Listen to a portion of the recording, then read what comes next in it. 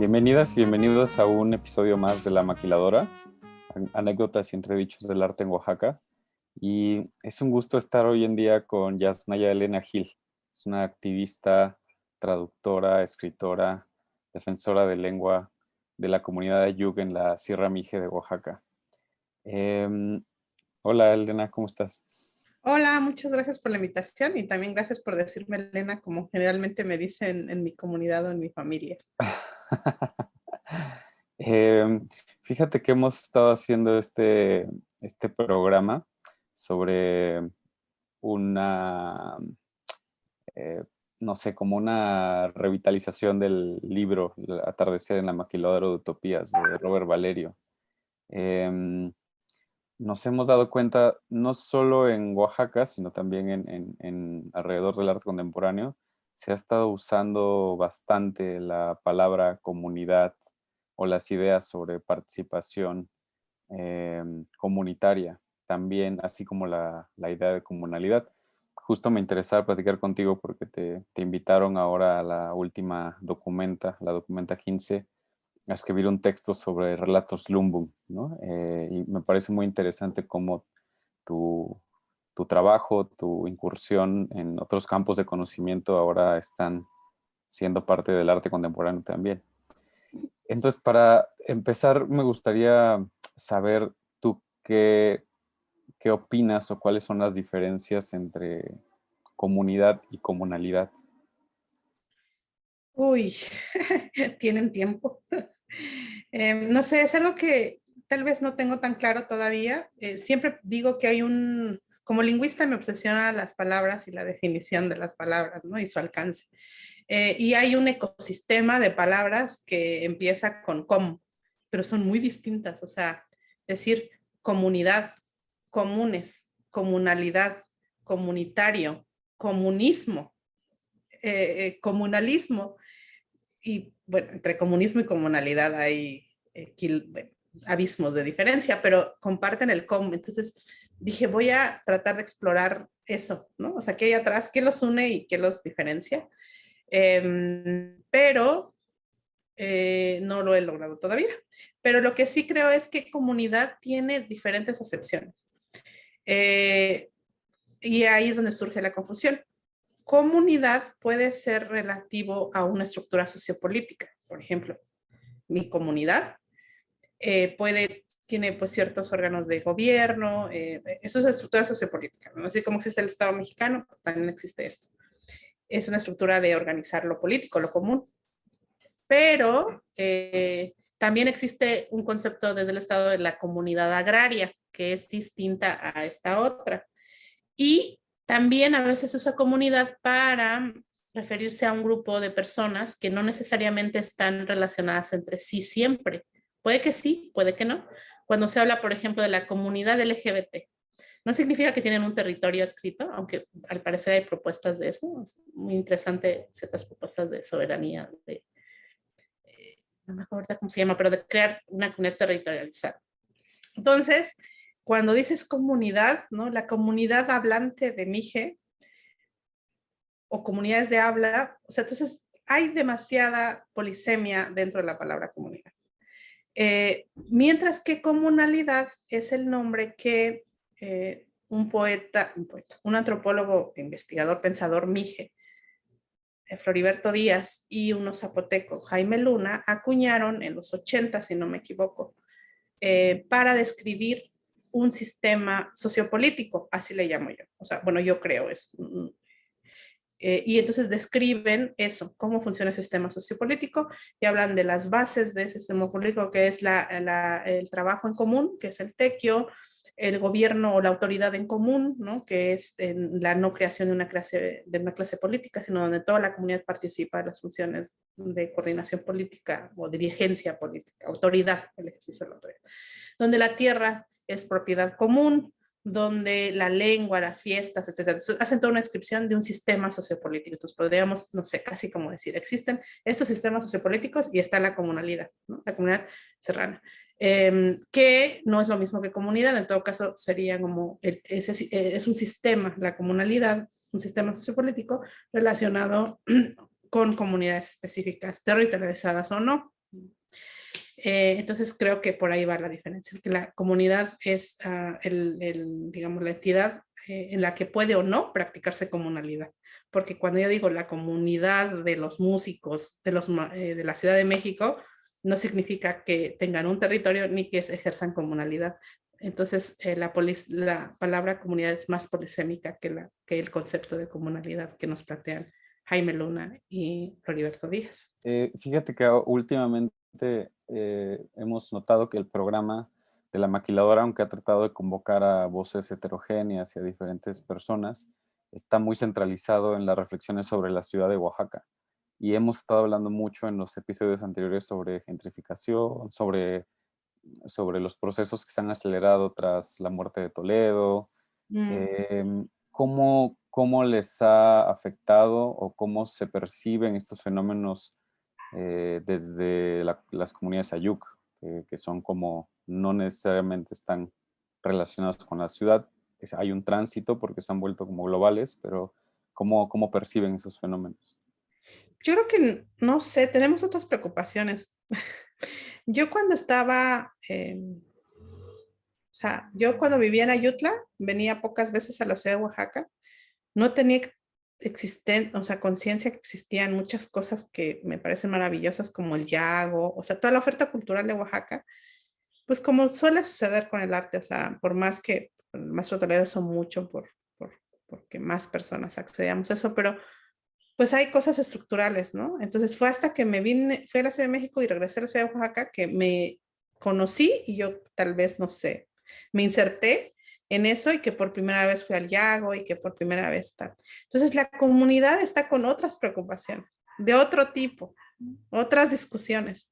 Entonces yo no puedo decir que mi comunidad está diciendo qué pasa con el arte y la relación, qué tal. Hay algunas personas que estamos ahí como discutiendo y poniendo y diciendo, pero no podría decir que es la comunidad, ¿no? Sino la comunidad sigue pues valorando las cosas que le parecen valiosas, como las bandas, ¿no? O sea, haya o no dinero del gobierno, haya o no, las va a mantener porque la música atraviesa muchísimo.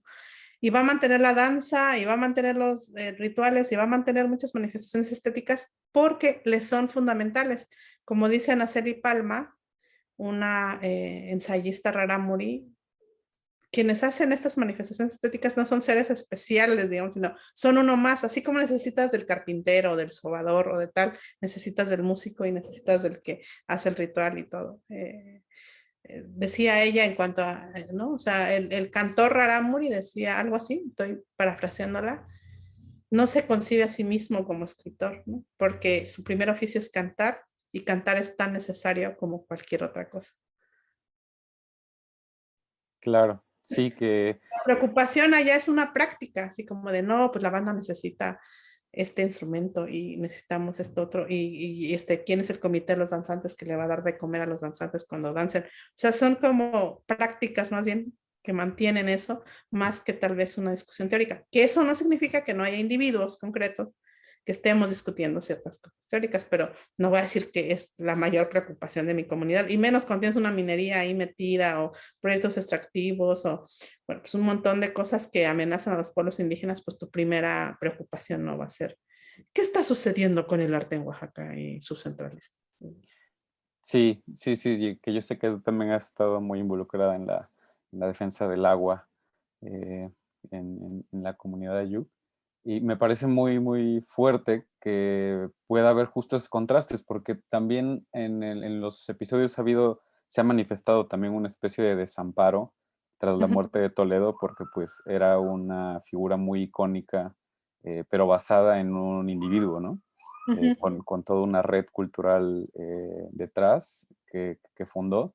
Pero ¿cuáles dirías que serían como los ejercicios como ciudadanos o comunitarios que pueden ir creando más bien esta noción de una red de preocupaciones o de asuntos más que las figuras heroicas, que me parece interesante que ustedes eh, en su idea cósmica de la comunidad tienen una noción mítica también ligada al rey Condoy, ¿no? Y que es también una figura heroica al final de cuentas. Pero Exacto. ¿cuáles dirías tú que son como los ejercicios que pueden crear como noción de las urgencias en el presente en una comunidad más que centralizarlo en individuos. Bueno, yo creo que es, o sea, en este sistema, pues es inevitable centrarlo en individuos, ¿no? Y ahí los individuos tienen la gran responsabilidad de qué hacer con eso, porque el sistema te lee así. O sea, yo creo que más allá de la propia voluntad del maestro Toledo, y él lo usó para comunalizarlo lo más posible, ¿no? Para que más personas accedieran, para que tal. Y ese es el asunto de la inevitabilidad de las cosas, ¿no? O sea, de los sistemas. O sea, no es como, ahora me salgo del patriarcado, adiós. Ojalá fuera tan fácil como eso.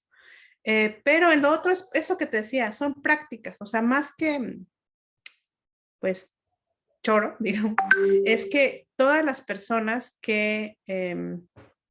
no sé, todas las personas que están en mi comunidad, pues les tocará, o sea, puedes no ser músico, pero te tocará ser comité de los danzantes, o ser comité de la banda, o ser comité de esto, o hacer, entonces, o te tocará ser quien organice la fiesta y mayordomo, entonces te toque hacer cierta cosa por los músicos, o habrá personas que hagan una manda y digan, mi manda y es mi gusto, donarle a la banda este instrumento que falta, o sea, y hay un asunto de prestigio social alrededor de eso.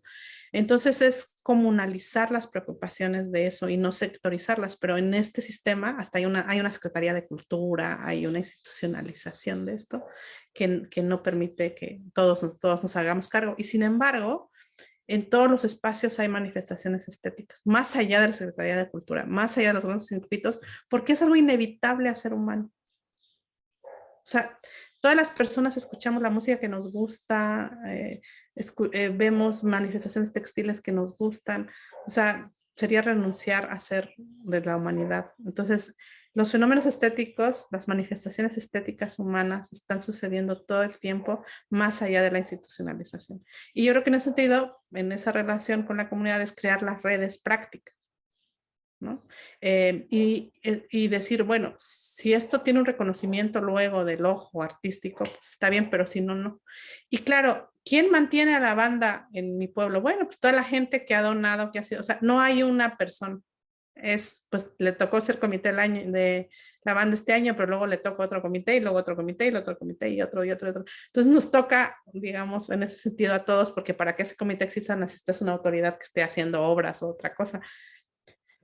Entonces, para mí sería organicémonos y eso que ya existe, que es inevitable, que es manifestarnos estéticamente y disfrutar de eso, pueda no ser, así como hay gente que, bueno, hay empresas y el capitalismo privatiza bienes comunes que son el agua, que nadie manufactura, pero ellos privatizan para su venta. Evitemos, o sea, tratemos de generar redes y apoyo colectivo y autogestivo para mantener por lo menos cierta parte de las manifestaciones estéticas fuera de esa lógica del capital, o si no fuera, en sus periferias o en resistencia. Igual mucha gente dice, no se puede fuera, pero en resistencia. Entonces, tal vez yo soy un artista que cotiza no sé en dónde y que tiene una exposición en el MoMA y que vende una obra en millones. Entonces, ¿cómo podemos usar esos millones, no sé, para crear acá otras cosas? ¿No? Que no todo sea ese sistema de validación, o sea, sino a un mayor disfrute, a una diversidad, porque también dicen el acceso a la cultura, yo, pero ¿a qué cultura? ¿Cuál cultura? ¿No? Entonces, una diversidad de manifestaciones que se sostienen desde prácticas autogestivas, que aunque no se enuncien autogestivas, o sea, no es que vayas a Yutla y el comité de la banda de mi pueblo diga, estamos en una estructura autogestiva de resistencia al capital para mantener nuestra música. Pues no, es una serie de prácticas concretas. Y yo creo que lo que vamos a aprender de eso es generar esas prácticas concretas, que cambie el gobierno, sea lo que pase, van a seguir manteniéndose porque es profundamente importante para la vida de la comunidad. Es, Que tú no cuestionarías de debería haber carpinteros, no, ¿no? Entonces tampoco es como debería haber músicos, pues sí, entonces vamos a hacer todo lo que podamos y a veces en condiciones muy difíciles para hacerlo. Y sí hay que apelar a las instituciones de cultura porque es inevitable, pero no agotar nuestros anhelos ahí, ¿no? Porque las manifestaciones estéticas, la música, todas las manifestaciones de este afán muy humano de disfrute estético y de la intención estética, que no siempre es bonito, pues quiero decir, o sea, la intención estética no significa que siempre sea lo bonito, pero toda esa discusión, pues, no se agote ahí y no rompan esas olas siempre en ese mismo dique. Hay muchas posibilidades. Muchas gracias, Elena. Tenemos que mandar un corte. Vamos a regresar para continuar conversando con más invitadas, invitados. Y te agradezco mucho. Creo que así fueron poquitos minutos, una conversación que podría extenderse y creo que es muy importante para las urgencias en Oaxaca. Pero muchas gracias, Elena. Muchas gracias a ustedes.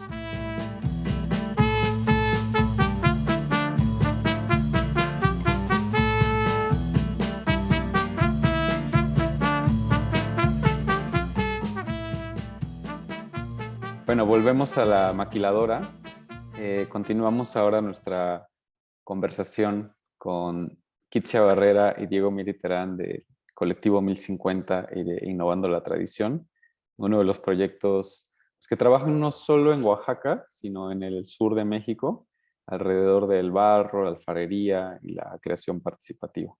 Se me hace muy interesante la labor que han estado haciendo en Oaxaca, sobre todo porque creo, como hablábamos con Yasnaya, de esta problemática como entre la comunalidad, los principios comunitarios que ahora están emanando de los pueblos mancomunados y que se han vuelto como, están como en boga en la creación artística, estética, pero luego como en su inserción en el sistema capitalista crean como ciertas problemáticas, ¿no? Y creo que el proyecto de ustedes ha podido coexistir, negociar, como tener formas de participar activamente en esas condiciones durante casi 15 años en Oaxaca, ¿no?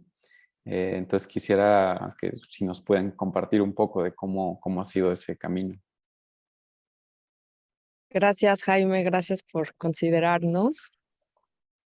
Sí, hola, hola. Gracias por la invitación y las provocaciones.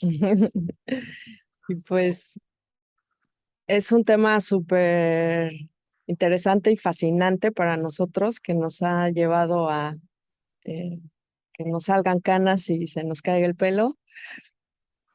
Creo que es como uno de nuestros temas, sí, como que nos reta mucho, ¿no? Personal y colectivamente. Creo que la forma en la que lo hemos abordado desde el inicio ha sido en tener un enfoque en las relaciones y privilegiar las relaciones personales y colectivas, ¿no? Y también las relaciones a las cuales, con las cuales el barro está en contacto, ¿no? La alfarería no son objetos, ¿no? Son contenedores de significado y establecen relaciones, ¿no? Con el entorno, con la historia, con la naturaleza, con el creador, la creadora, la economía.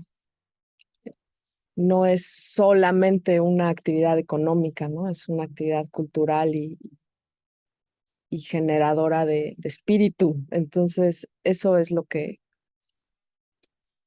nos hemos abocado en poner al centro todas esas relaciones y no nada más el beneficio económico. Te decía Gustavo Esteva que el capitalismo no es eso, no es un sistema nada más de producción, ¿no? O sea, no es una serie de relaciones. Y en ese sentido, uno puede estar reproduciendo el capitalismo o no en cada momento, en la forma en la que hablas con otros, en la forma en la que te concibes a ti mismo. Y sí, entonces pues a partir de ahí es que nosotros tratamos, creo que no estamos así como dando una lucha frontal al capitalismo, sino más bien desde abajo construyendo otra cosa, ¿no? Nuestro proyecto no es no es de resistencia, no es combativo en ese sentido, es más bien de estar pues como abonando el suelo para que surja otra cosa que no sabemos qué es, pero desde una sensibilidad diferente que busca más que la eficiencia mecánica y la idea del mundo y las personas como máquinas, que más bien busca pues lo, sí, el concebirnos como seres interrelacionados que no estamos separados unos del otro, de los otros, ¿no? O sea, creo que hay una cosa clave aquí que es la de conectar las cosas que el capitalismo fragmenta. Entonces, conectarnos entre personas, conectarnos con nuestra historia, conectarnos con el medio ambiente y también conectarnos con los objetos, conectarnos con sus significados, y buscar que esas conexiones sean conexiones que propician la vida, ¿no? Y lo que nos hace humanos y así. Entonces, creo que por ahí va el objetivo de fondo. Ujú. Sí, que ahí me parece interesante que ante el auge creciente de estos proyectos de diseño participativo en Oaxaca, pues el de ustedes es el proyecto tal vez más longevo y más estable, ¿no? Como que luego en las curvas de existencia de estos proyectos siempre hay problemas, disoluciones. ¿Con cuáles han sido por ejemplo, un paradigma nuevo que lo platicábamos en algún episodio con el maestro Carlomagno, es también el reconocimiento de la labor artesanal y cómo eso luego suscita como ciertos factores como la fama, como las aspiraciones que están como insertas en otros campos, como el del arte, que ahí es donde están reproducidos luego las aspiraciones como más, em, sí, no sé, como modernas, digamos, de esa tradición, ¿no? Ujú. ¿Con qué tipo de problemáticas han lidiado o cómo han podido surfear como en esa complejidad que es el entramado oaxaqueño? Pues todas esas han estado presentes siempre, ¿no? Porque esa aspiración es también parte de la misma narrativa y de la historia capitalista, ¿no? De beneficio personal. El conocimiento de la alfarería es un conocimiento colectivo que va en sentido contrario, ¿no? A al reconocimiento individual, ¿no? Como que esa es una cosa que llegó de fuera, que entró a los pueblos y que pues está siendo muy problemática. Y cuando no tienes otro como conjunto de relaciones que te sostengan como grupo o como personas, pues entonces el dinero siempre va a ganar, ¿no? Porque el dinero es o el reconocimiento, la fama, es una historia muy dominante que ya está metido en todos nosotros como lo más valioso. Y si no tenemos estas otras cosas que nos unan, pues entonces eso va a llegar y va a dividir y va a separar y va a ser lo más importante, ¿no? Entonces, creo que esa es la manera en la que lo hemos surfeado, justamente por eso es que pues hemos ido despacio, hemos como em, hemos hablado mucho de esto, ¿no? Como haciéndolo muy, muy evidente en los proyectos, en las conversaciones, que el resultado no es el objeto prístino, precioso, que reproduzca una estética específica para que se venda bien, ¿no? Eso no es lo más importante. Lo importante es que fortalezcamos esas otras relaciones con la historia, con nosotras mismas, con el cuerpo, con la naturaleza, con el espíritu también, ¿no? Sí, Sí, que justo pensaba que los formatos de revisión que practica el colectivo 1050, digo que a mí me parece muy interesante cómo ustedes han dividido, ¿no? Como las figuras Sí. en las que producen en Oaxaca, que está por un lado innovando la tradición y por otro lado 1050, y tienen como músculos diferentes. Ujú.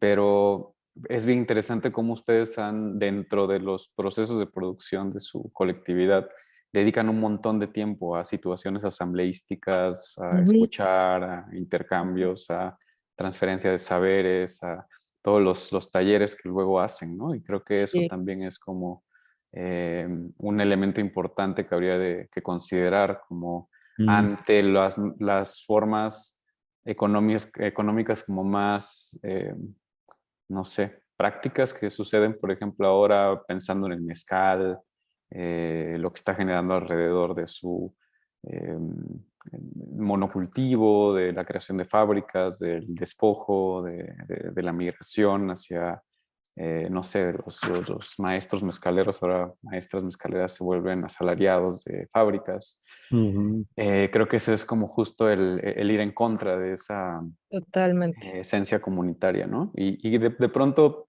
se romantiza mucho en Oaxaca como la idea de lo comunal, de lo comunitario, justo con Yasna ya hablábamos de eso. A mí me parece muy, muy importante como si nos pudieran platicar un poco de cómo ante esas circunstancias, ante la diversidad que implica también trabajar, ¿con cuántos artesanos trabajan actualmente? Uy, ya hasta perdimos la cuenta, pero son 9 pueblos, ya incluye también Puebla y Chiapas, y la cooperativa tiene 17 asociadas que representan alrededor de 100 diferentes alfareros en distintos talleres. Hay quien trabaja nada más con su familia, 3 personas, y hay quienes tienen, ¿no? Pues atrás ya 10, 15 personas que diariamente van al taller a trabajar. Ujú. Sí, entonces eso, como ante toda esa diversidad, ¿cómo aún pueden promover estos formatos donde hay sensibilidad, escucha, situaciones afectivas y estar como a la par en la situación comercial también, que es lo que al final le da sostenibilidad al proyecto, ¿no? Es un poquito el buscar nuestra forma de mandar obedeciendo, Mm. este, sin, sin que eso significa pensar que no tenemos, por ejemplo, nada que ofrecer, ¿no? O que nuestras habilidades no cuentan, etcétera. Pero más bien es saber qué conocimientos, qué habilidades, qué relaciones tenemos y esas ponerlas al servicio. Y, y justo, pues lo que hacemos mucho es hacer estos espacios de escucha que requiere, o sea, se dice fácil, pero es un montón de trabajo para que las conversaciones sean reales y significativas, para que la gente se anime a decir realmente lo que está pensando, sintiendo, pues se requiere mucho, mucho trabajo, ¿no? Y también mucho, Un tejido fino, estar ahí constantemente creando esas condiciones, porque la historia dominante, pues por eso es la historia dominante, porque Sí, se impone. anula lo demás. Entonces, sí. la gente tiene muchas expectativas, muchas, sí, preconcepciones de lo que debe de decir, ¿no? De lo que es correcto en un espacio y otro, y luego no necesariamente eso es lo mejor, ¿no? Porque hay cosas mucho más de fondo. Entonces, pues eso, crear espacios de confianza para poder hacer preguntas, para poder escuchar. Y Sí, ser consecuente con lo Ujú. que escuchamos, ¿no? Bueno. sí, sí, sí, que a mí justo se me hace interesante esto de las historias dominantes, pues que las comunidades artesanales pues vienen de un dominio, de un extractivismo, de, Mm, de situaciones como muy fuertes que pues que están en la memoria colectiva también, ¿no?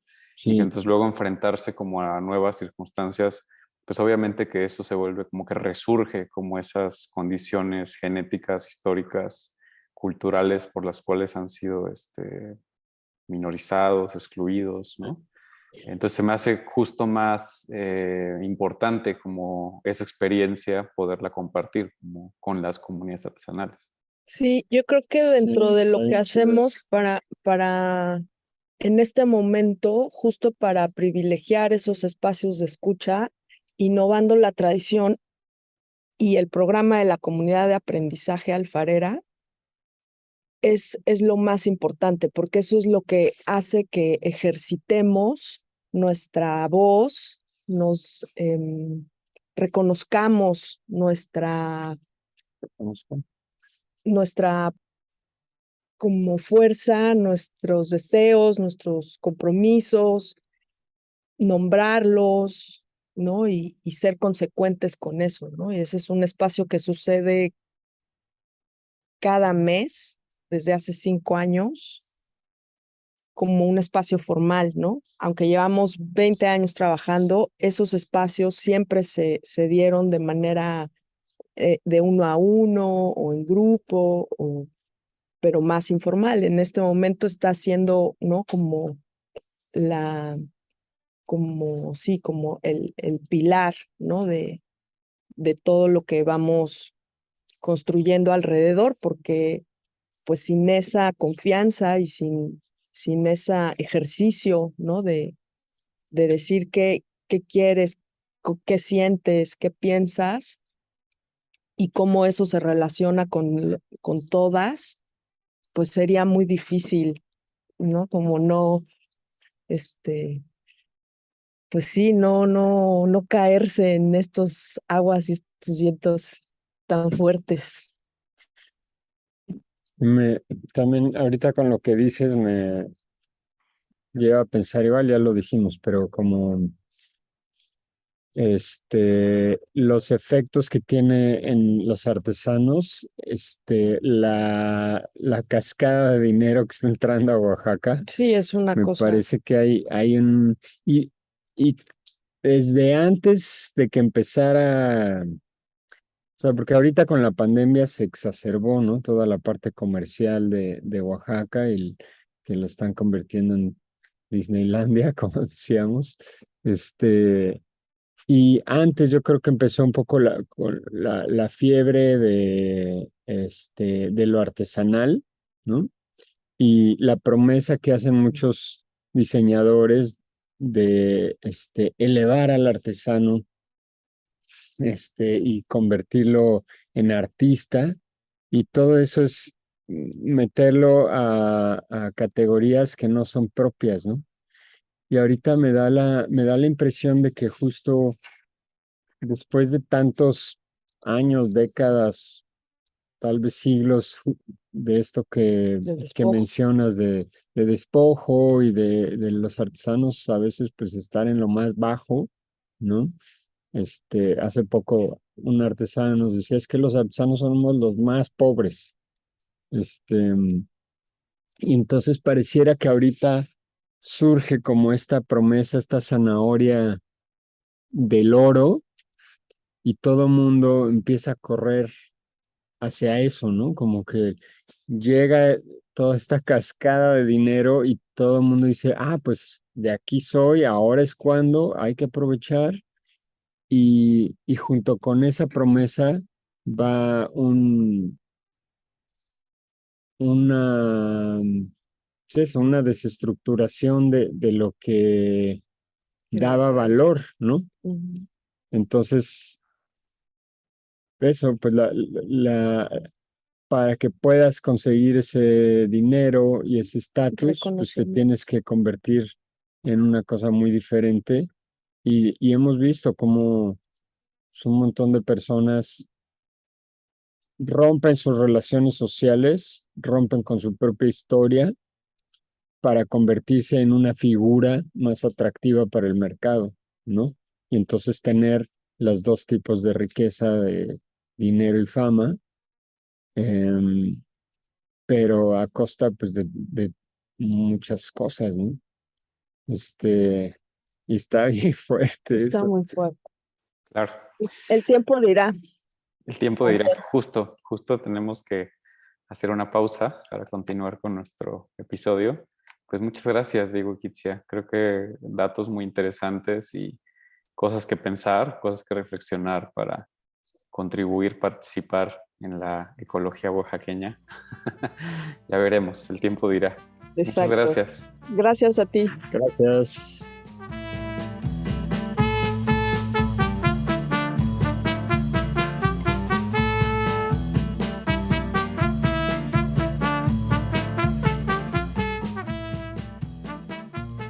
Continuamos con La Maquiladora.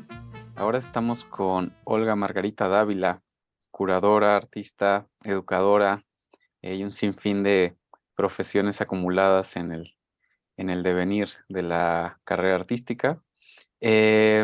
Olga fue curadora de la curtiduría entre 2007 y 2010. Este centro cultural, escuela, espacio autogestivo que cofundaron muchas personas alrededor de Demián Flores. Y luego escribiste un libro muy importante que se llama Sin título. Me interesa mucho el libro porque, como sabes, el programa La Maquiladora alude al libro de Robert Valerio, Atardecer en la Maquiladora de Utopías. Y creo que después de que Robert Valerio hizo esa publicación, pues no existe como tanta producción de textos teóricos, crítica en el ambiente cultural de Oaxaca, y creo que tu libro puede ser el siguiente producto editorial que ejerce esa tarea. ¿Por qué no nos platicas de Sin Título? A mí se me hace también muy interesante que lo escribiste antes de la muerte de Toledo y muchas de las percepciones, de las anticipaciones que tú planteabas en Sin Título, pues han sucedido o no. ¿Cómo ha sido ese tránsito para ti?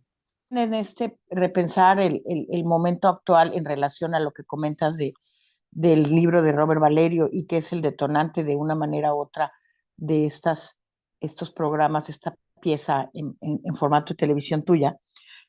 También, sin lugar a dudas, Sin Título sale de ahí porque sí nos pareció y nos sigue pareciendo que por la idiosincrasia, el flujo, el capitalismo voraz en las artes, en Oaxaca es complejo un posicionamiento de reflexión crítica.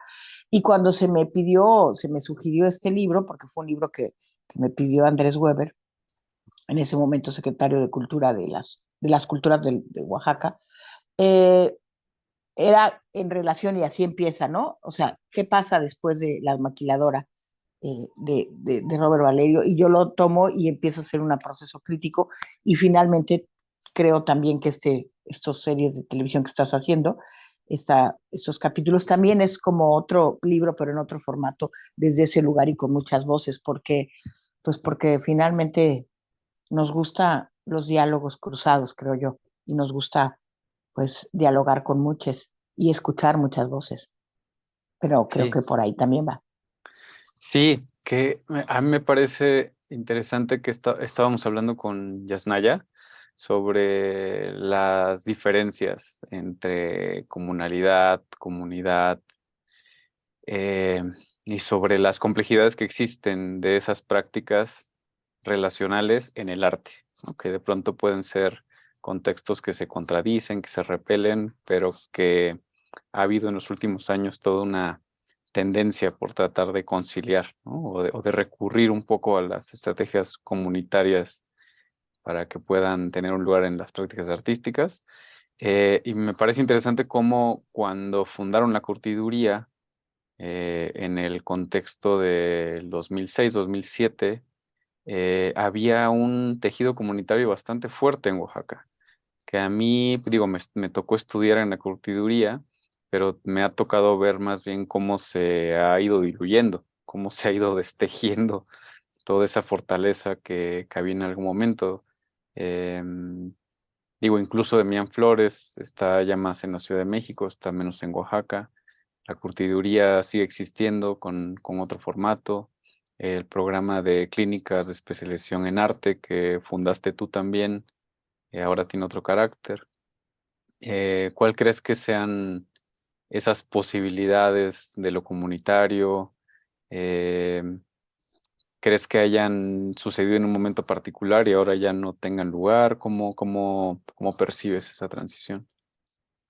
Bueno, es que es complicado los términos, ¿no? Porque, y las prácticas y la dimensión social de la comunidad trasladada a un ejercicio estético, ¿no?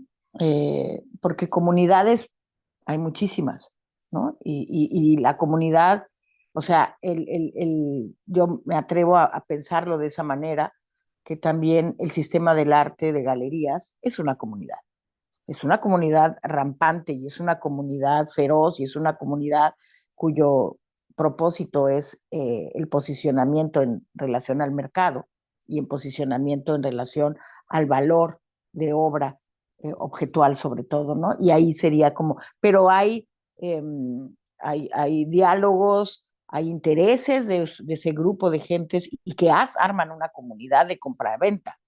Y en el caso de Oaxaca y el 2006-2007, cuando yo fui invitada por Demiana, que ya veníamos trabajando desde el 2003 en diferentes proyectos y que tuve la fortuna de ser durante muchos años curadora de su estudio, no de una manera nombrada como tal, pero todo lo que se hacía en el estudio lo dialogábamos, ¿no?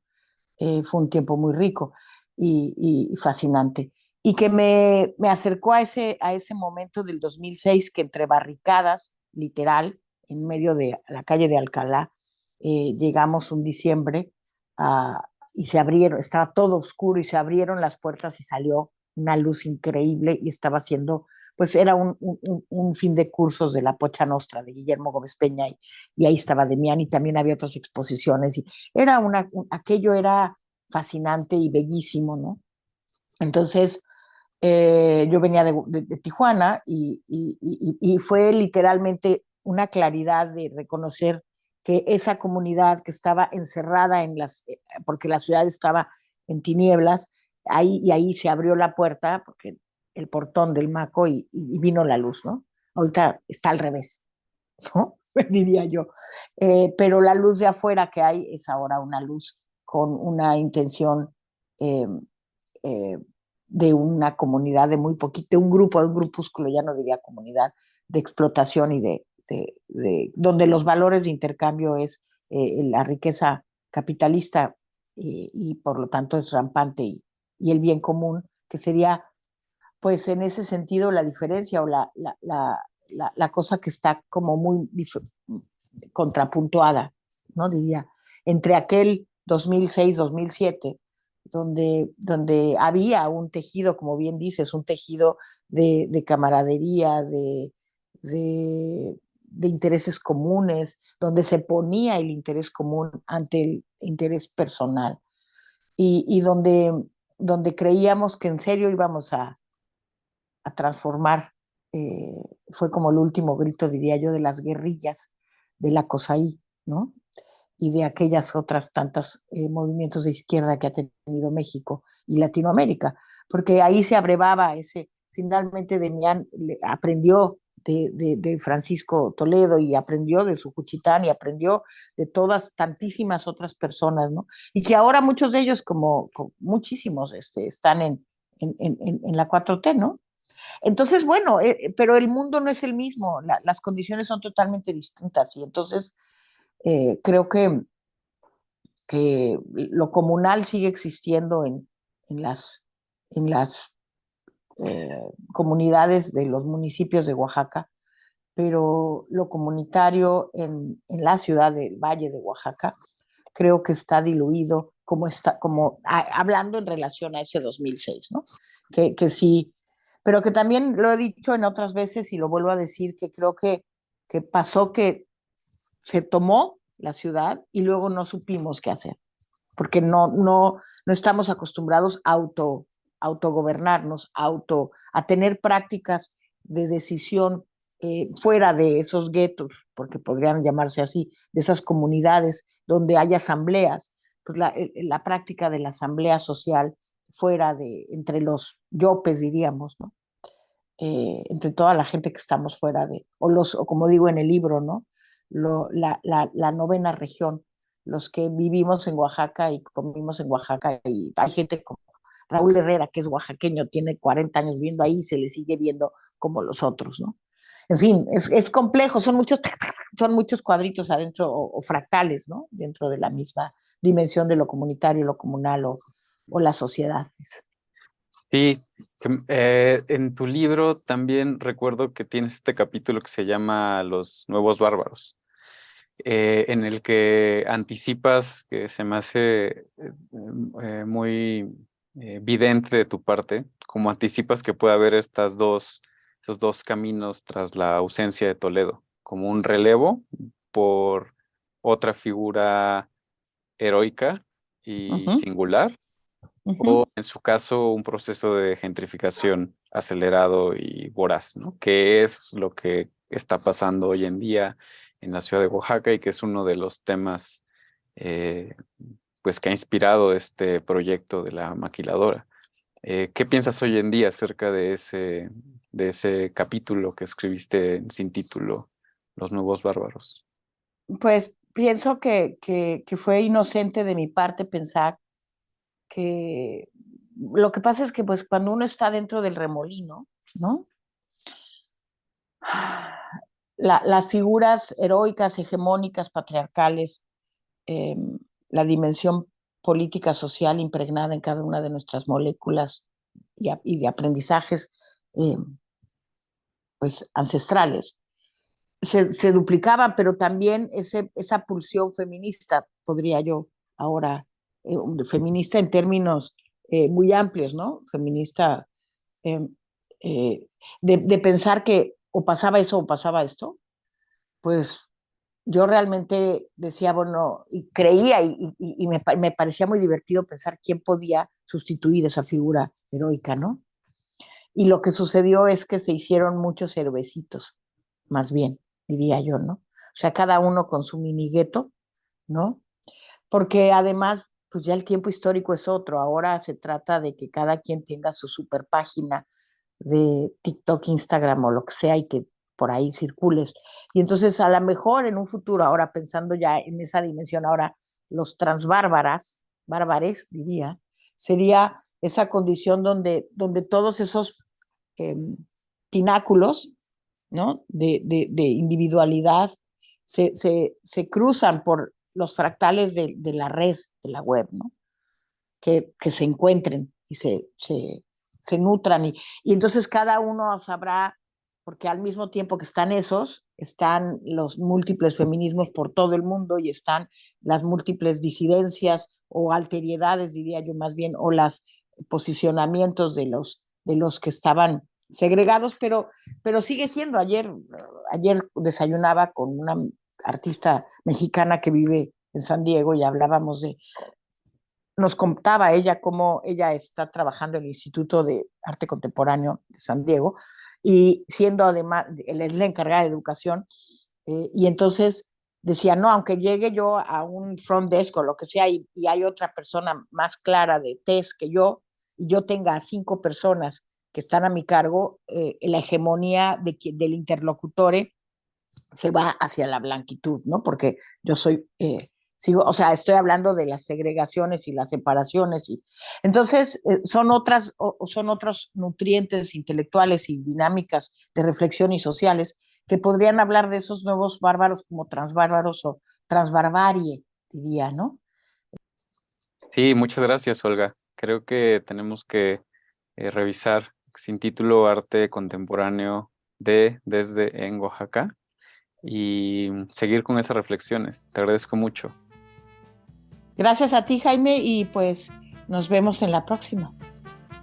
Gracias.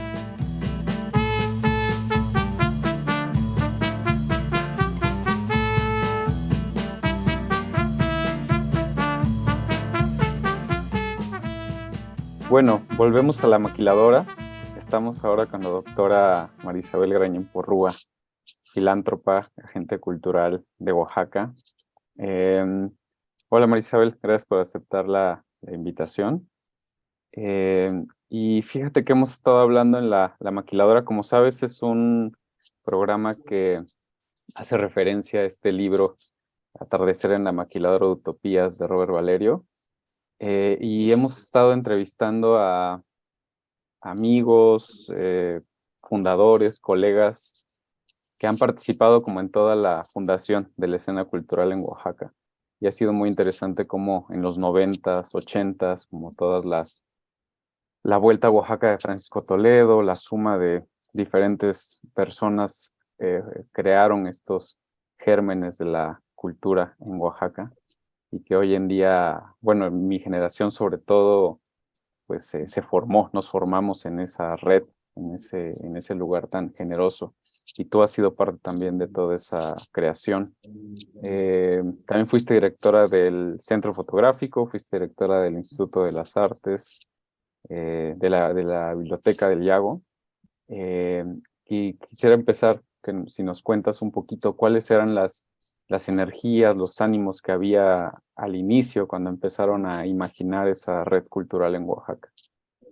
Bueno, en realidad nunca pues nos imaginamos todo lo que iba a llegar a ser y luego pues aparte con esta vorágine cultural que ha sido tan rápido, ¿no? O por lo menos uno se cree que no es tan viejo, ¿no?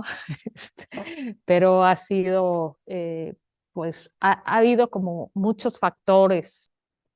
Cuando yo empecé a vivir a Oaxaca, hay otro personaje, así como hablaba de Freddy Aguilar, que era el director de la Biblioteca del Yago, que ahora es director de la Biblioteca Nestrosa y es director de todas nuestras bibliotecas infantiles, que es también un personaje clave en toda esta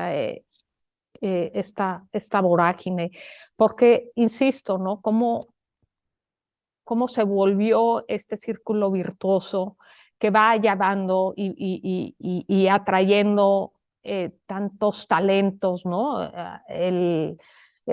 Así como menciono a Freddy, menciono a Alejandro de Ávila en el Jardín Botánico, es este, este sabio tan increíble que ha dado tanto por Oaxaca, ¿no? Eh, Otro de los grandes talentos que llegó a Oaxaca fue Sebastián Van Doesburg. Él, epigrafista, gran conocedor de la historia de la Mixteca, enamorado de Oaxaca. Y bueno, yo conocí a Sebastián y a Michel Audic y a Michael Swanton a través de los libros antiguos que ellos venían a consultar. Nos fuimos haciendo amigos y bueno, Sebastián se quedó a vivir en Oaxaca. Pronto empezamos a trabajar juntos, teníamos muchas cosas en común. Me gustaba mucho esta manera de irse a las comunidades, aprender de ellas y regresar a las comunidades para contar todas sus investigaciones y demás, ¿no? Con Sebastián empezamos como muchos proyectos.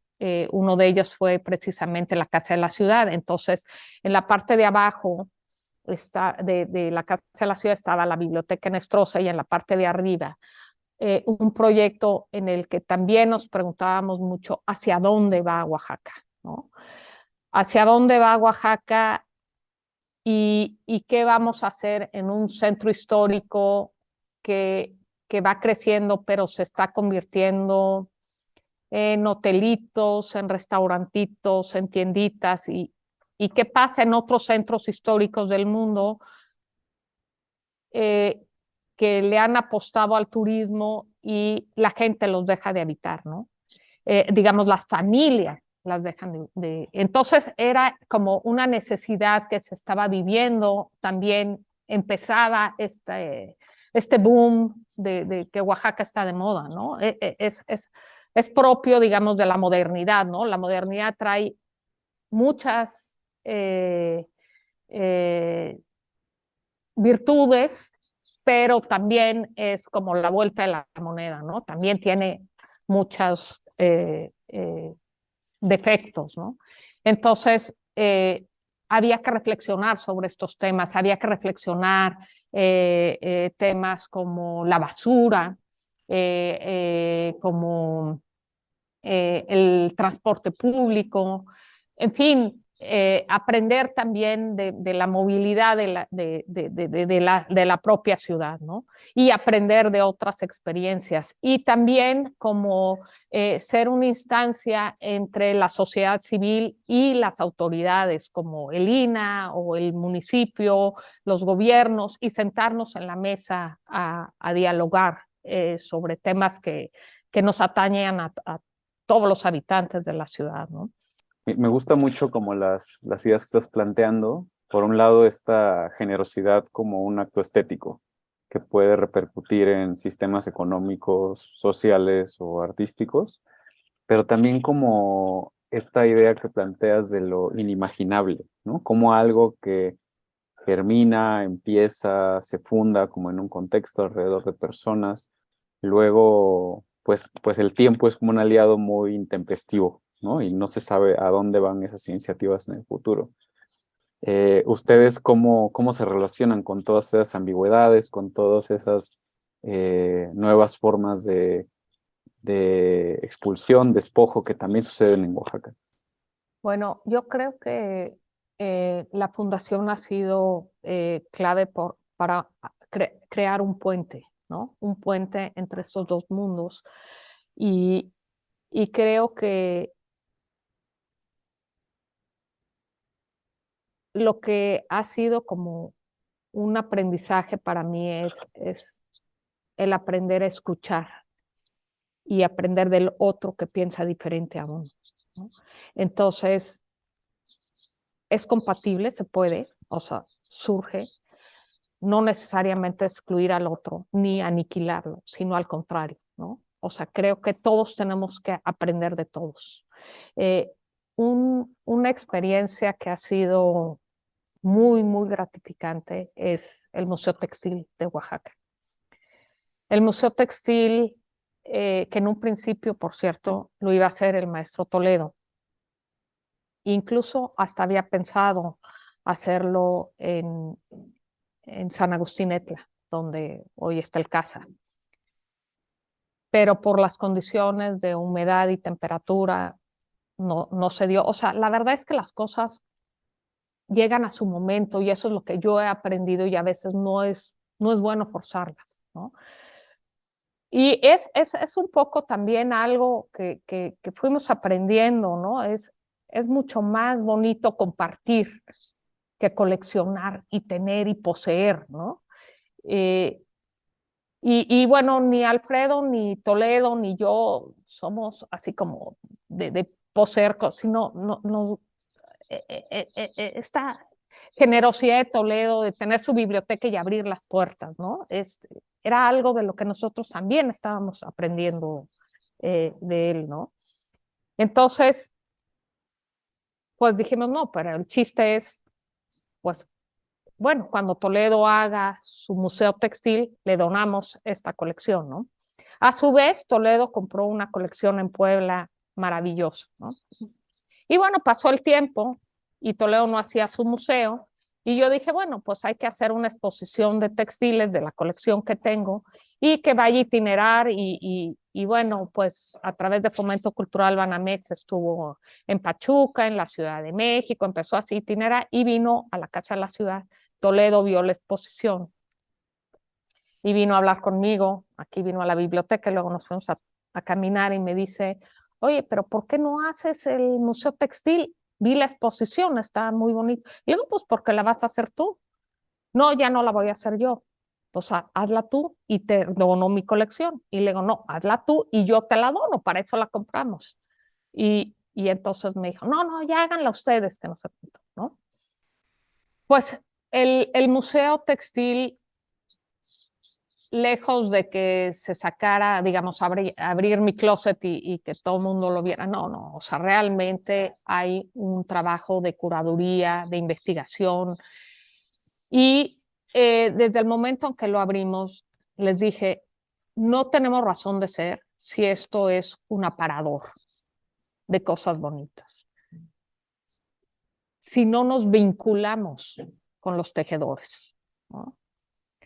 Entonces, el Museo Textil ha sido una cobija que nos encuentra, donde escuchamos y sabemos las voces de los tejedores con un respeto absoluto de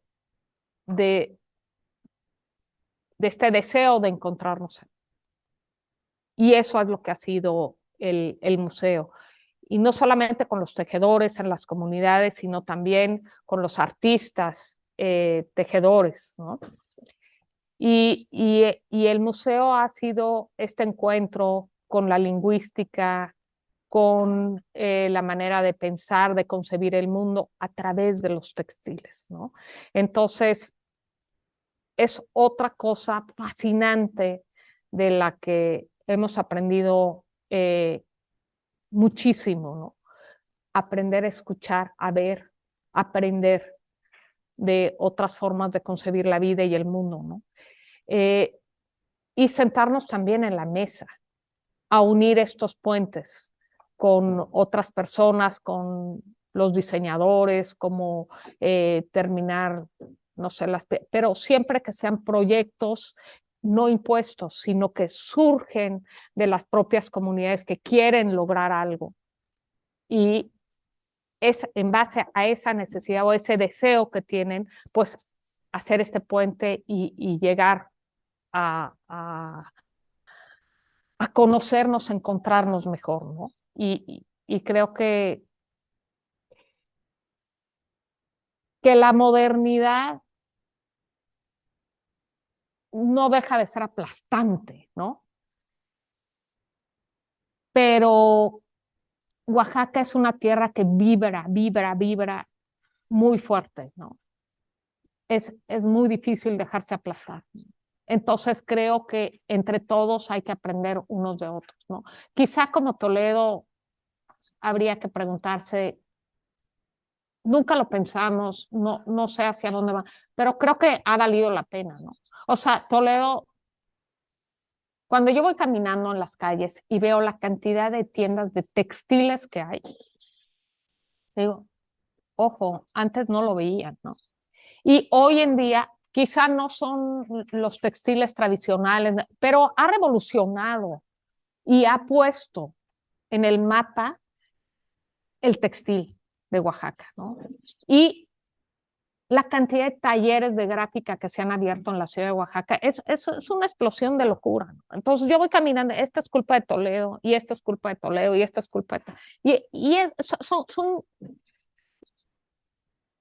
No todo tiene que ser como uno quiere, ¿no? Las cosas suceden y es lo que está pasando ahorita, ¿no? La cosa es que no hay que irnos para un lado o irnos para el otro, ¿no? Pero es lo que hay. Y Sí. nunca lo pensamos, ¿no? Para bien y para mal, pues lo que hay. Una cosa que, por ejemplo, yo siento que caracteriza estas formas modernas, tanto a nivel individual y también como desde las iniciativas públicas o privadas, es que particularmente no escuchan o no ven. ¿Cómo crees tú que podrían ser esos mecanismos o cómo le han hecho ustedes para que sí haya mecanismos de escucha entre la sociedad civil, entre el gobierno eh, y entre iniciativas como ciudadanas, digamos?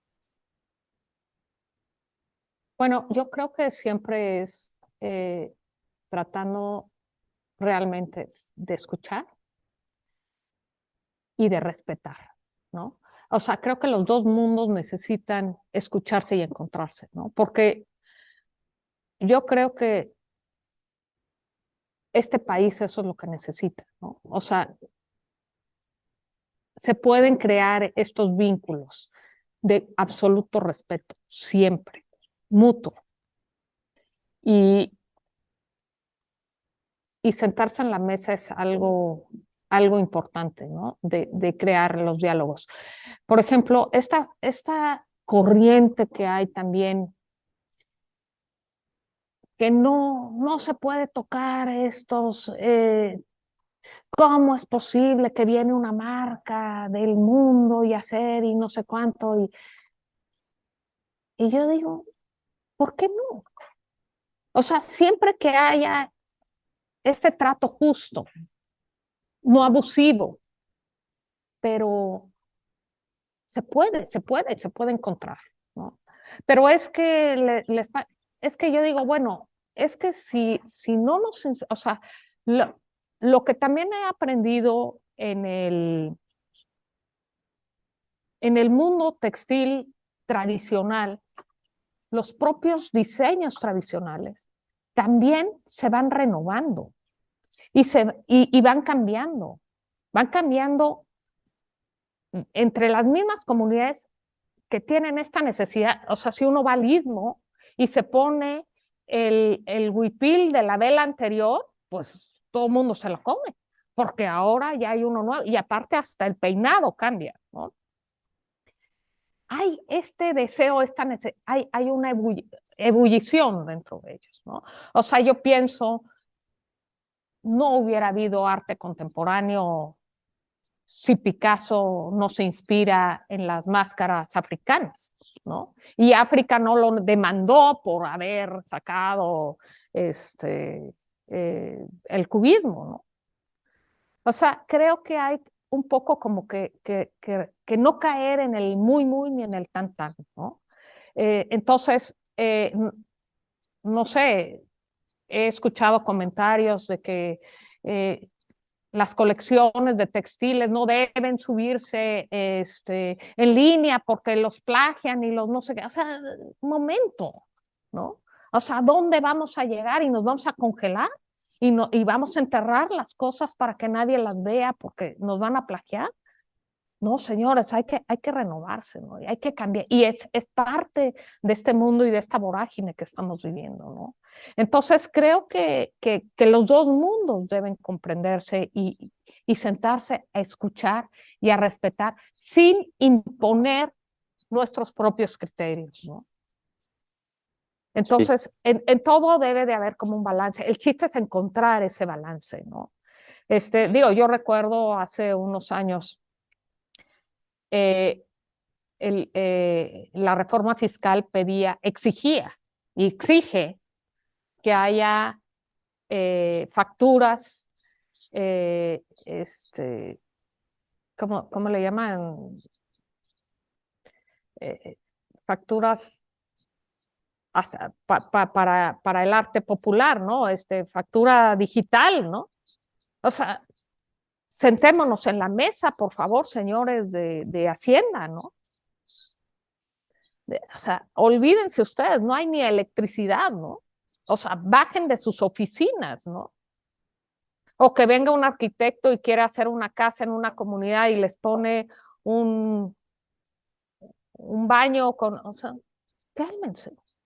O sea, tenemos que aprender del otro.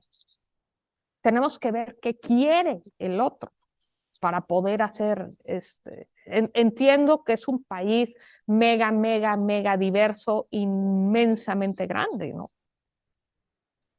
Pero tenemos que hacer ese esfuerzo. Por una parte, haciéndose escuchar unos, pero con otros, y sentándonos en la mesa, ¿no? Y creo que el Museo Textil lo ha sabido hacer muy bien. O digamos, estamos en el proceso, pero creo que ese es el camino, ¿no? En este momento hay una exposición muy bonita del traje de Yalala que lo curó una cooperativa de mujeres yalaltecas. Y es como muy interesante escucharlas a través de los textiles y luego cambiar la mentalidad, ¿no? Lo que las señoras o la gente está en la calle escatimando y regateando, ¿no? En el museo entras y es una obra de arte. Y eso cambia la concepción del mundo, ¿no?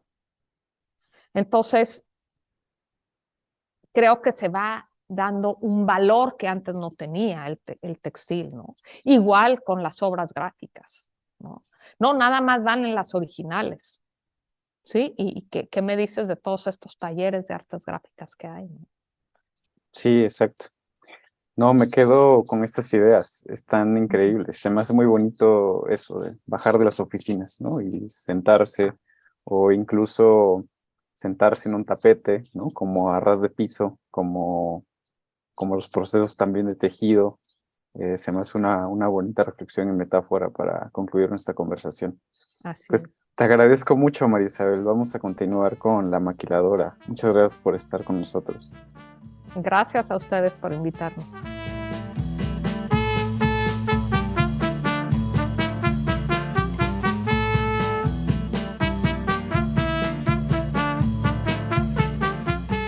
Querida Elvira Biangani, curadora invitada de Hacer Noche, esta exposición que es anfitriona de este proyecto, la Maquiladora.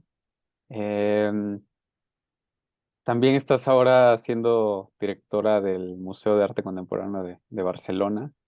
Y me emociona mucho platicar contigo porque creo que pues, platicar Querido sobre... Jaime Ruiz, gracias. A mí también me emociona mucho platicar contigo.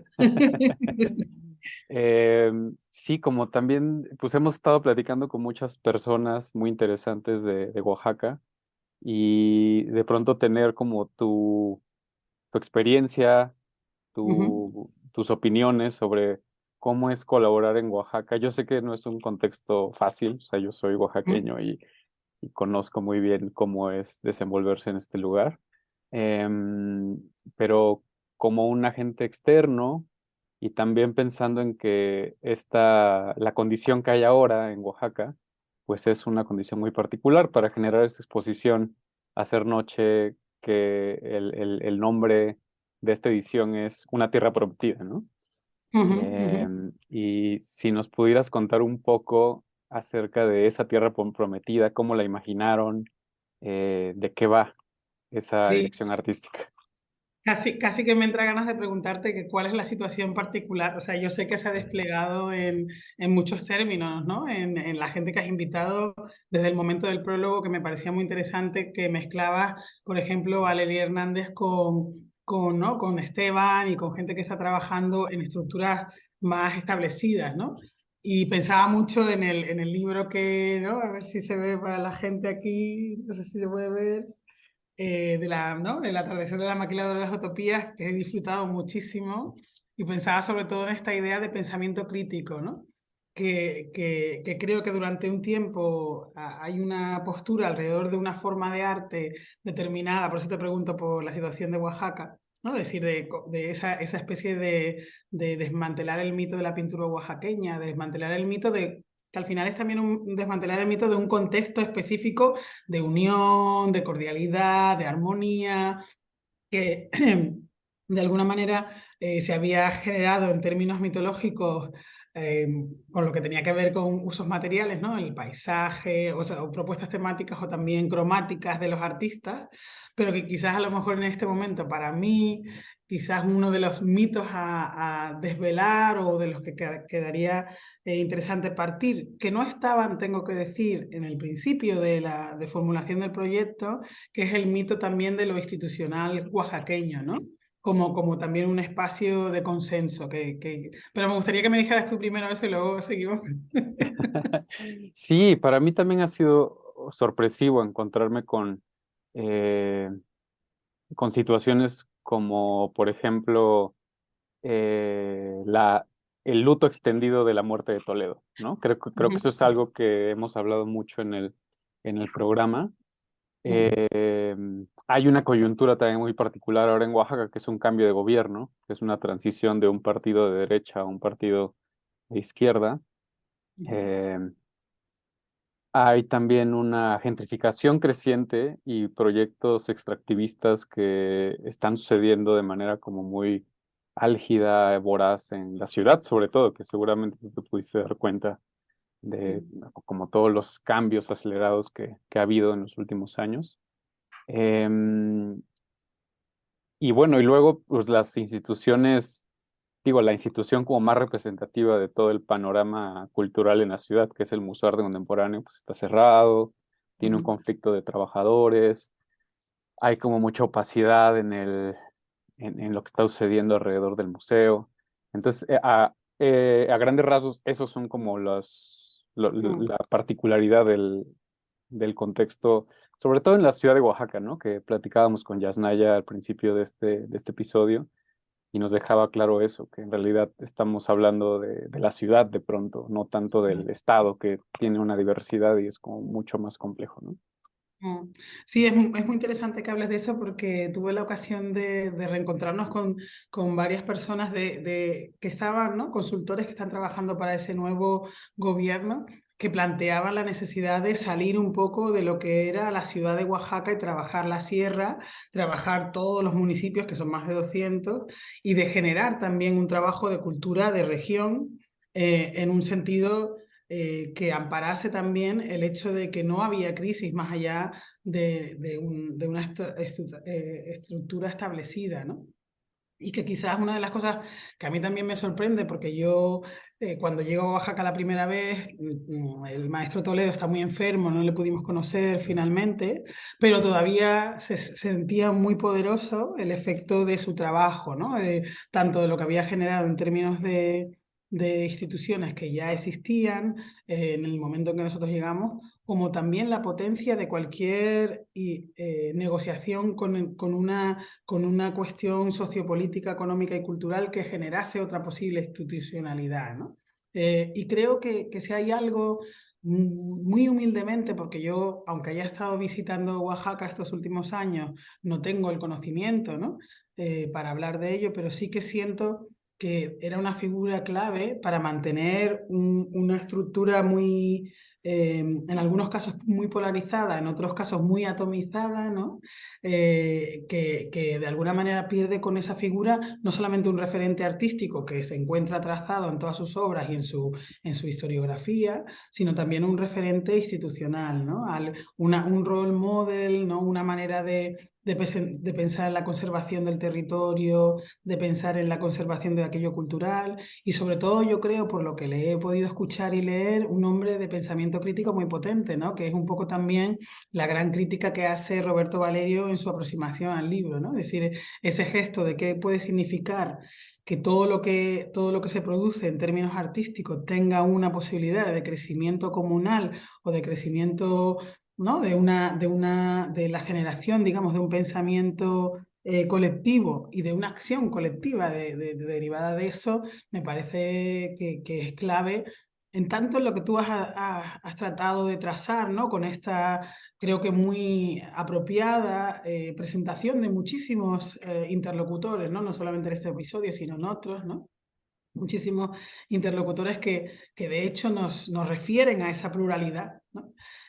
Contabas de Yasnaya y pensaba que ahora nosotros tenemos aquí en el museo el proyecto de Mariana Botey, Taca Fernández y Doctor Lacra junto a Brian Cross, que se presentó durante Promised Land en el Centro de Cultura Oaxaqueña, ¿no? Y que supone no solamente la mirada hacia un pueblo nunca conquistado y una tierra prometida que sí que mantiene la promesa que genera, ¿no? Y no solamente en términos de proyección cultural hacia el futuro, ¿no? Sino de esa persistencia en un tiempo cíclico contra la enajenación moderna, esa persistencia en un modo de vida, en una forma de hablar, los ayuk, la gente ¿no? del idioma florido, esa manera de pensar la realidad social, económica, cultural, la gobernanza, ¿no? Pero también la mitopoesis, ¿no? La producción mítica de lo que significa ser un mije hoy en día, que es lo que ha significado ser un mije siempre, alrededor de esa figura de Condoy que de alguna manera genera esa poética de lo propio, que es un propio expandido a una colectividad, ¿no? O como dice la propia artista Mariana Botey o Pablo Arredondo, que es comisario en nuestro proyecto y también comisario de esta parte de la presentación aquí en Barcelona, esa generación ¿no? De que todo es paisaje, Condoy es paisaje, Condoy es vida, ¿no? Y que esa realidad que presenta parte del mito también está trasladada, ¿no? De alguna manera a lo que es su propio el consumo del mito, ¿no? Entonces hay una parte que me ha parecido como muy importante de que rescatásemos de Promised Land, ¿no? Y voy a intentar hilar el principio del proyecto con el hecho de que, por ejemplo, desde ahora, o sea, que tengamos aquí en el museo, ¿no? Esa pieza, ¿no? Cuando yo llego, la primera vez que me invita a hacer noche, a visitar Oaxaca y a involucrarme en el proyecto, veo que realmente, o sea, veo lo que estaba haciendo Nacho Toscano en ese momento y el maestro Toledo, y cómo apoyaban a un grupo de jóvenes para que desarrollasen un proyecto que iba más allá de realizar solamente una exposición. Le invitan a Francisco Bersunza, que es el director artístico de Hacer Noche, a generar un proyecto de su experiencia vivida con los artistas con los que él se ha encontrado tanto en Sudáfrica como en Angola en el tiempo que estuvo trabajando para la Embajada Mexicana. Pero también le implican a que busque un sentido a lo que significaría llevar esas obras a Oaxaca, y en eso está su formulación, ¿no? De Hacer Noche como el momento en el que ese apego de ambas culturas hacia una visión de la muerte, una visión ritual de la muerte dentro de la vida, una narrativa que sirve para contar quiénes somos, ¿no? A través de esos dos momentos tan cruciales en la vida de todo organismo, ¿no? Y lo plantea como una exposición, un ciclo de debates, un número de fractal, etcétera, para presentar esa realidad que no solamente da paso a la realidad sudafricana y angoleña, sino también a pensar aspectos ¿no? de la crítica alrededor del arte africano, ¿no? Y de su conexión con formas de arte y manifestaciones artísticas mexicanas.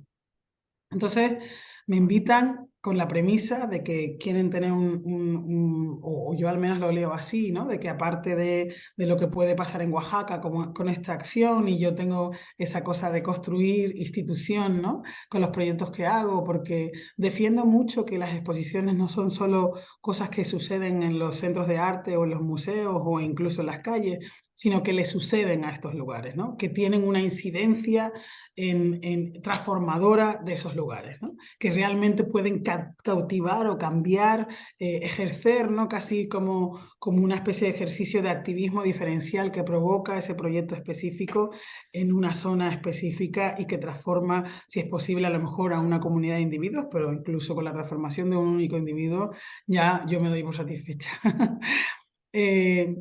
Porque no siempre podemos llegar a la gente que los museos o las exposiciones interpelan, ¿no?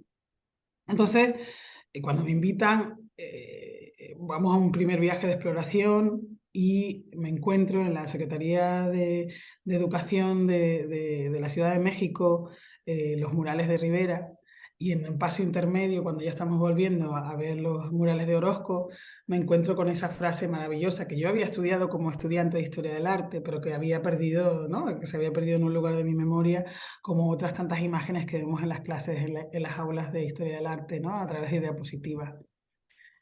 Y en una pancarta, ¿no? Dentro de ese mural que sostiene un trabajador y un campesino como muestra, ¿no? de las dos ramificaciones potentes que todo ese discurso, ¿no? de esta épica del arte mexicano y sus resoluciones tanto interna como externamente. Dice, la verdadera civilización será, ¿no? la unión de los hombres con la tierra y de los hombres entre sí, ¿no? De la armonía de los hombres en la tierra y de los hombres entre sí. Y de repente me marca, ¿no? Profundamente el hecho de que estamos ante unos murales que si son casi, ¿no? Desde finales de los años 20, esa promesa de la que hablan no se ha cumplido, ¿no? Y con esa carga emocional y a la vez también casi de call for action, ¿no? De decir, bueno, ¿cómo podemos conseguir desmantelar esa promesa o llevarla a cabo si es posible? ¿Y en qué lugar se podría llevar a cabo? ¿Qué lugar sería capaz de mantener ese ejercicio tan rotundo que hace Rivera y otros en su tiempo, ¿no? Ese social realismo, ¿no? ¿Cómo esa transformación puede tener lugar? ¿Y de qué manera podemos hacer, como pasó en ese momento con México, ¿no? Dotar de herramientas de producción a los propios artistas, a los propios creadores, a los propios agentes culturales, ¿no?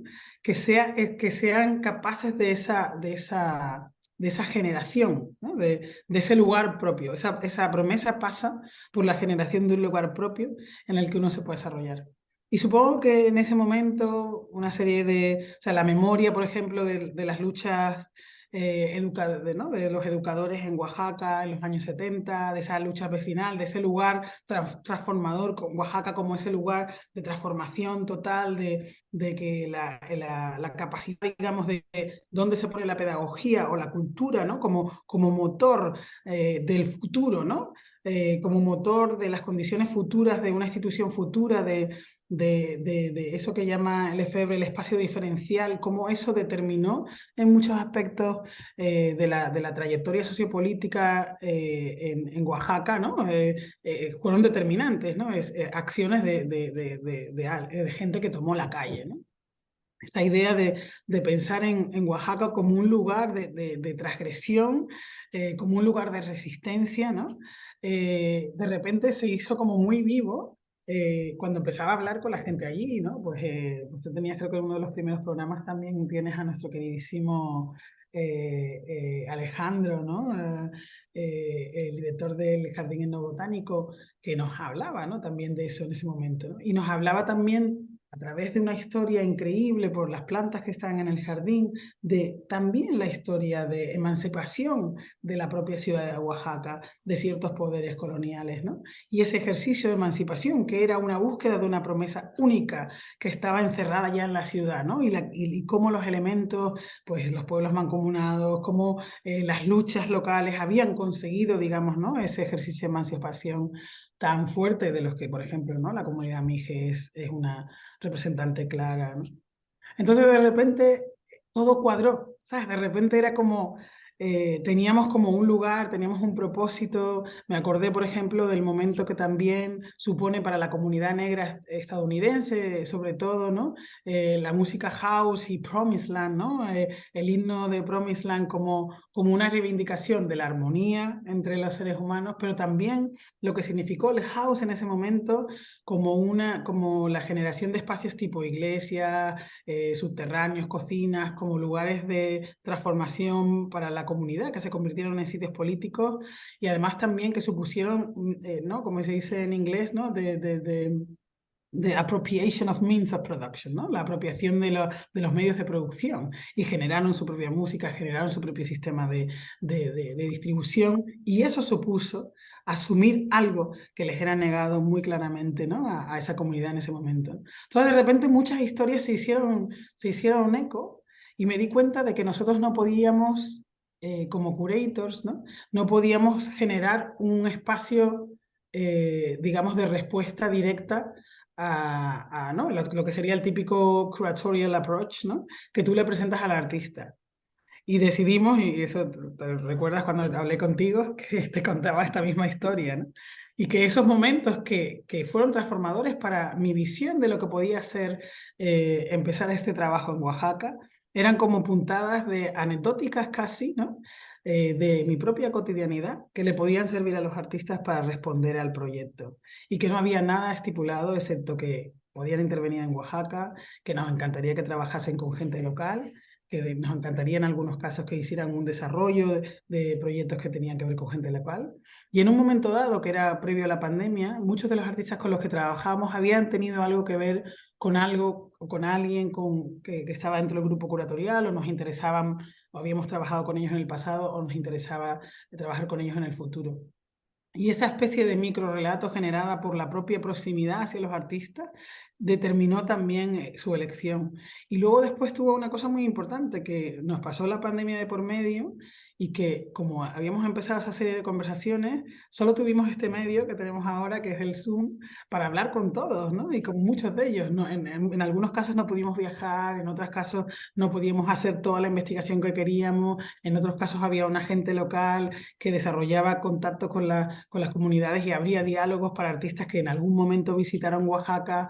Otros pudieron trabajar más fehacientemente con comunidades de allí, pero sobre todo era una especie de gran conversación que compartíamos entre todos, que se desarrollaba entre todos, etc. Y que culminó de una manera u otra en algunas cosas que se vieron las primeras semanas que estuvimos nosotros allí a partir del 4 de septiembre pasado, pero en otras que todavía saldrán y se conformarán, o en programas como el tuyo, o en proyectos que se hicieron y que tuvieron torpemente, o sea, todas esas torpezas que generaban la falta de, a veces, de organización, porque la pandemia nos había recortado no sé qué, o de falta presupuestaria porque había dificultad, o por la propia dificultad del terreno, ¿no? Del recelo de cierta gente, totalmente entendible, ¿no? A proyectos que venían de fuera o que tenían otro interés que a lo mejor no se veía inicialmente como propio, ¿no? Entonces, todo eso, y yo creo que también toda la intensidad con la que vivimos esa relación, constituyen un deseo de generar bajo nuestros propios medios una especie de tierra prometida, ¿no? Pero también tiene que ver con esas condiciones de lo posible, ¿no? Con la condición de posibilidad de generar un proyecto en el que ese imaginario nos ayuda a fabular. ¿Y si fuera ya Oaxaca esa tierra prometida? ¿Qué sentido tendría? ¿Cuáles serían los términos en los que se desarrollarían las propuestas?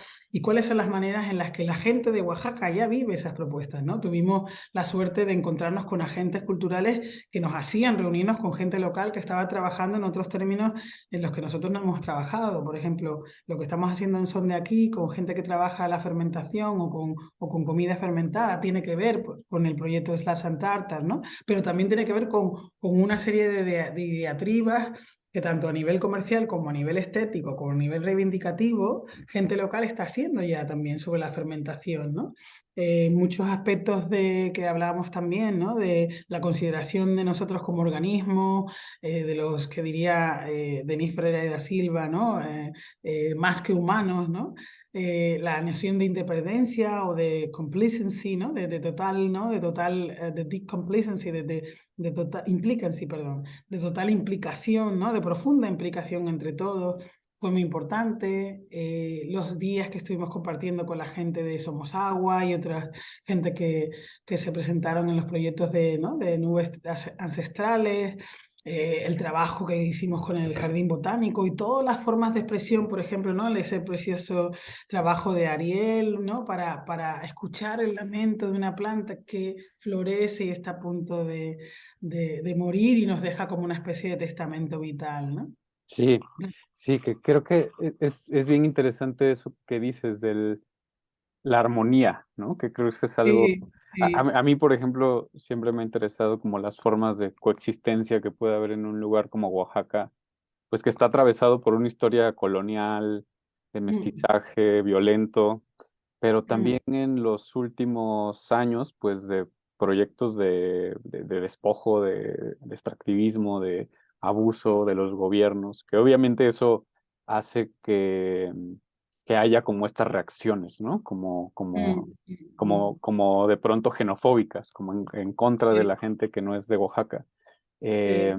Y yo luego lo veo con justa razón, porque sí hay una memoria como de esos abusos muy, muy intensa. Que Sí, y bueno, creo que tiene un despliegue, ¿no?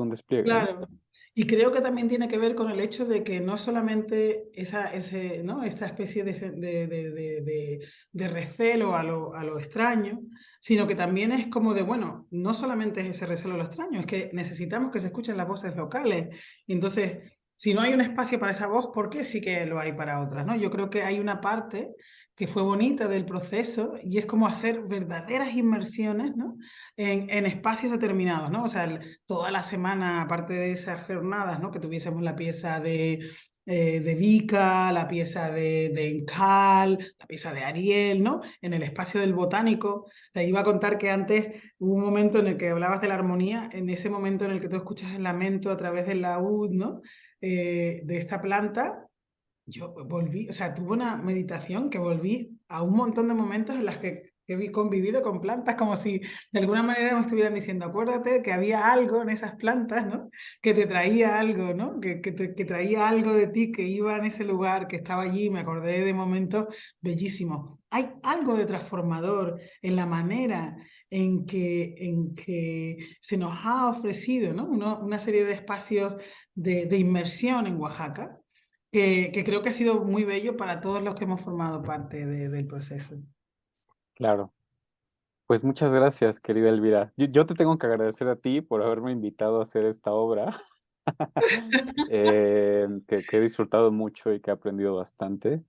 Bueno, Pues has muchas ido mucho gracias. más allá de nuestro inicio. Esto para mí lo mejor del arte es que que tu propio proyecto te sorprenda. Y eso me ha parecido siempre muy bello y te doy las gracias por haber hecho posible esa sorpresa, ¿no? La verdad que me emociona muchísimo la posibilidad de seguir esta conversación aquí. He disfrutado mucho con los programas y sobre todo he conocido algo más, ¿no? de las vicisitudes y las complejidades de Oaxaca, que como tú bien decías, ¿no? Y por ejemplo, yo tuve una reunión con la gente del Mango que fue muy bella también antes de irnos y con artistas que están vinculados a Oliver y a ese proyecto. Creo que es un lugar excepcional, o sea, es un lugar de una potencia radical, ¿no? De un imaginario bellísimo que hemos intentado con muchas obras transformar, y te agradezco mucho que me dieras la oportunidad de volver aquí y de seguir conversando, y bueno, esto es el principio de muchas otras cosas, espero. Muchas gracias, querida Elvira. A ti.